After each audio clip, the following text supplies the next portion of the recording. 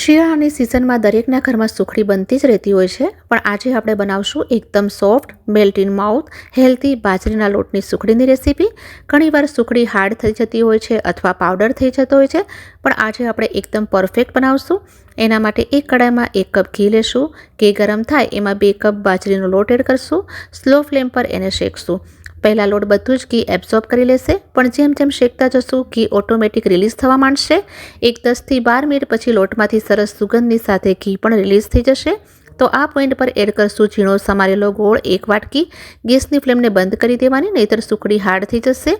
હવે આ લોટ અને ગોળના મિશ્રણને ગ્રીસ કરેલી પ્લેટમાં નીકાળી લઈએ અને સરસ રીતે મિશ્રણને સ્પ્રેડ કરી લેવાનું છે અને એક સમાન લેવલમાં કરી લેશું.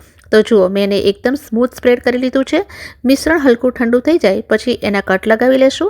ઠંડુ થઈ ગયું છે મિશ્રણ, તો એના કટ લગાવી લઈએ. તો જુઓ, જેવો જ એનો કટ લગાવીએ છીએ તો પીસ એની મેળે જ ઉપર આવી જાય છે. એનો મતલબ કે આપણી સુખડી એકદમ પરફેક્ટ બની છે. તો તમે પણ જરૂરથી ટ્રાય કરશો.